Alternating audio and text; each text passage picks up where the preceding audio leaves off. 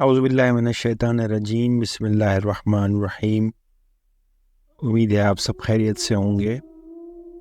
आज का जो वाक़या है वो सच्चा वाक़या है और मेरे एक दोस्त के दोस्त का वाक़या है। सर्दियों के दिन थे। मेरे दोस्त के दोस्त का नाम शाह कलाम था और वो अक्सर रात को लेट नाइट सी व्यू जाया करते थे। हफ्ते की रात को ये लोग सी व्यू गए थे, तकरीबन 2 बजे का टाइम हो रहा था और वहाँ जाकर इन्होंने किसी बड़े रेस्टोरेंट पे गाड़ी रोकी और जिसमें 2 दोस्त और थे। एक का नाम अली था, दूसरे का नाम शाहज़ेब था। शाहज़ेब ने कहा कि चलो आकर यहाँ बैठ के हम खाना खा लेते हैं।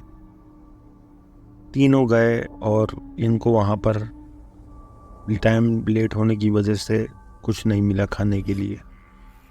शाह कलाम ने बोला कि चलो आगे एक बर्गर का ठिया है, वहाँ रोक कर हम खाना खा लेंगे। तो ये तीनों दोबारा गाड़ी में बैठे और निकल गए। अब ये 2 दरिया वाला जो रोड है वहाँ आकर इनकी गाड़ी का पेट्रोल जो है वो ख़त्म हो गया। अब वहाँ इनके लिए नई मुसीबत खड़ी हो गई कि दूर दूर तक कोई पेट्रोल पंप वगैरह नहीं है और इतना कोई वहाँ रोड के ऊपर आना जाना भी नहीं है और ठंड भी बहुत ज़्यादा थी लेट नाइट होने की वजह से। काफ़ी देर तो वो तीनों गाड़ी में ही बैठे रहे और इसी चीज़ का इंतज़ार करते रहे कि कोई गाड़ी आए तो फिर हम उसको रोकें और उसके साथ जाकर गाड़ी के लिए पेट्रोल लेकर आए। लेकिन आधा घंटा गुजरने के बाद इन तीनों को अंदाज़ा हो गया कि मुझे नहीं लगता कि यहाँ कोई आएगा। शाह कलाम ने कहा। तो फिर शाह कलाम ने कहा कि चलो फिर हम यही करते हैं कि हम दो लड़के जो है वो पेट्रोल लेने चले जाते हैं और एक यहीं गाड़ी में बैठ जाता है। ये तीनों सोचकर अली और शाह कलाम पेट्रोल लेने चले गए और शाहज़ेब जो है वो गाड़ी में ही बैठा रहा। शाहज़ेब बता रहा है कि काफ़ी देर तक मैं बैठा रहा, बिल्कुल खामोशी थी और मुझे डर भी लग रहा था, खौफ आ रहा था और मुझे ऐसा महसूस हुआ कि गाड़ी के पीछे कोई खड़ा हुआ है। जब मैंने पीछे की तरफ देखा तो मुझे कोई नज़र नहीं आया। आगे फिर मुझे आवाज़ आई, फिर मैंने आगे की तरफ देखा तो मुझे कोई नज़र नहीं आया। मेरी हिम्मत नहीं हुई। मुझे ऐसा महसूस हो रहा था कि मेरे आसपास पैरानॉर्मल एक्टिविटीज़ हो रही है या कोई ऐसी मखलूक है जो मेरे आसपास घूम रही है। अच्छा, मुझे ऐसा लग रहा है कि गाड़ी के दरवाजे के पास कोई बकरी का बच्चा खड़ा हुआ है। तो मैंने गाड़ी की खिड़की से जागा तो मुझे जिस तरह भेड़ के बाल नहीं होते ऐसी कोई चीज़ नज़र आई और वो फिर गायब हो गई एकदम। तो उसके बाद मैं मज़ीद खौफज़दा हो गया और मेरे हाथ पैर ठंडे होने लगे डर के मारे। मैं सोचने लगा कि यार मैं अब क्या करूं। अब मुझे जो जो दुआएं आती थीं उस वक्त वो सब मैंने एक ही सांस में सारी दुआएं पढ़ ली और अपने ऊपर दम करने लगा। फिर मैंने काफ़ी दूर देखा अपने से, जो आपने देखा होगा लेफ़्ट साइड के ऊपर जो समंदर वाला एरिया है, तो वहाँ पर मुझे एक लंबी औरत नज़र आई जो बिना बालों के थी, यानी गंजी औरत थी वो, और उसका कद जो है वो 20 फीट से ऊंचा था। तो वो देख के मैं और ज़्यादा डर गया और डर के मारे जो नहीं मैं कांपने लगा, पूरा बुखार हो गया मुझे। उधर ही गाड़ी के अंदर ही इनको घंटे से ऊपर हो गया और ये लोग अभी तक नहीं आए। मैं सोचने लगा मैं क्या करूं। मैं बस जो दुआएं आती थी वो दुआएं वगैरह पढ़ता जा रहा था। इतने देर में देखा तो ये शाहज़ेब, शाह कलाम और अली जो नहीं है वहाँ से मुझे आते हुए नज़र आए दूर से। तो मेरी जान में जान आई और फिर हम लोग पेट्रोल डाल कर मैंने इनको सारा किस्सा बताया कि मेरे साथ आज ये हो गया। तो वो सब दोनों मुझ पर हंसने लगे कि तुम बकवास कर रहे हो, तुम झूठ बोल रहे हो। खैर इसने उन दोनों को बोला कि छोड़ो यार, उस समंदर पे नहीं जाते हैं, हम एक काम करते हैं, हम घर की तरफ निकलते हैं वापस। लेकिन उन दोनों ने कहा कि हम पागल थोड़ी हैं, इतनी दूर से समंदर पे जाने के लिए आए और यहाँ आकर इतनी ख्वारी कर कर हम खाली वापस चले जाएं। हम तो समंदर पे जाएंगे, अगर तुमने नहीं जाना तो तुम गाड़ी में ही बैठ जाना। ये कहकर उन्होंने गाड़ी स्टार्ट की और चलानी शुरू कर दी। रास्ते में बर्गर वाला आया तो इनने 3 बर्गर लिए इसने, और हम सब ने मिल के बर्गर खाया। बर्गर खाने के बाद फिर इसने गाड़ी स्टार्ट की और फिर हम समंदर की तरफ चल पड़े।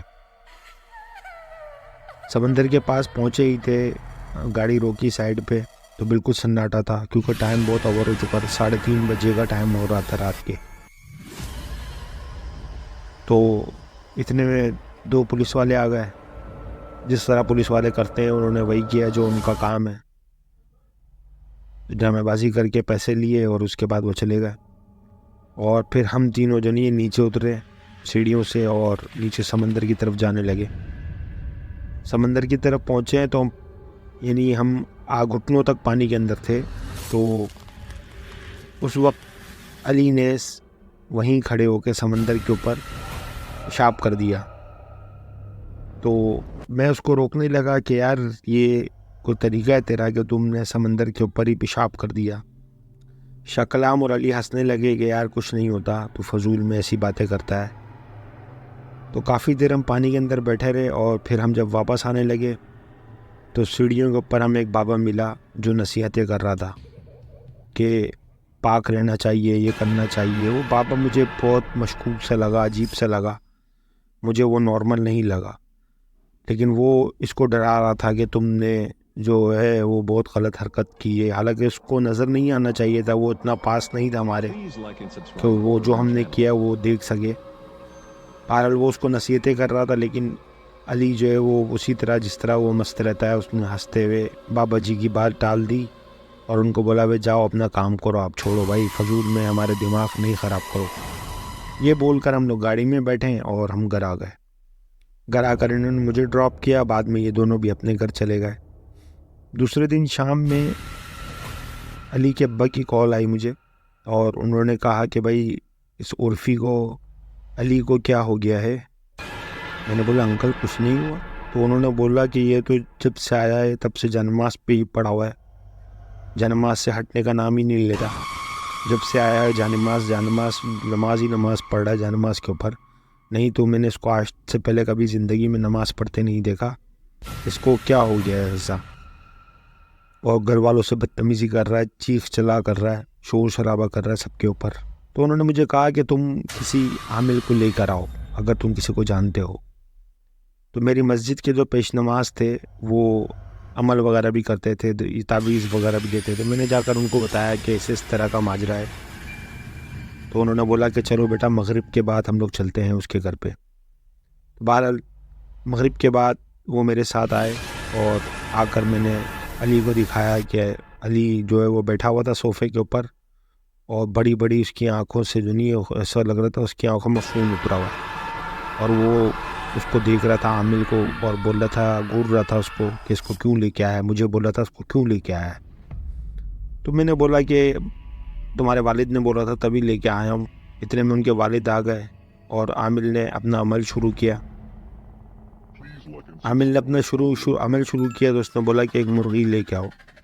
तो उसका छोटा भाई खड़ा हुआ था, वो मुर्गी लेने चले गया। हम सारा ड्रामा देखते रहे। बस इतना होना था कि उसने जो है चीखना चिल्लाना शुरू कर दिया और आमिल को कहने लगा कि तुम अपनी हद में रहो। तो उस आमिल ने उससे पूछा कि तुम इसके ऊपर क्यों आए। तो उसने बताया कि भाई इस तरह इसने रात को समंदर के ऊपर पेशाब किया था, तो जो पेशाब की नजासत थी वो सब मेरे ऊपर लगी, मैं वहीं बैठा हुआ था पानी के अंदर, तो इसीलिए मैं इसके ऊपर आ गया। और जब मेरे वालिद ने, उस जिन ने बोला कि मेरे वालिद ने इसको समझाने की कोशिश की तो इसने उनसे भी बदतहज़ीबी की, तो इसलिए मैं इसके ऊपर आ गया ताकि इसको नसीहत दे सकूं। बहरहाल उस आमिल ने उसको बोला कि चलो मैं तुमसे वादा करता हूँ कि आइंदा ये इस तरह की हरकत नहीं करेगा, तुम इसको छोड़ दो अभी। तो बड़ी मुश्किल से वो माना। उसको हज़रत सलमान की कसम देकर और ये सब कर आगे उसको उन्होंने राज़ी किया। तब जाकर उसने उसकी जान छोड़ी और उसने भी तौबा की, लेकिन वो सुधरने वाली चीज़ तो था नहीं। कुछ अरसे बाद फिर वही हो गया जिस तरह भी है। अगर मेरी कहानी आपको पसंद आई हो तो प्लीज़ लाइक करें, शेयर करें, सब्सक्राइब करें। बहुत शुक्रिया।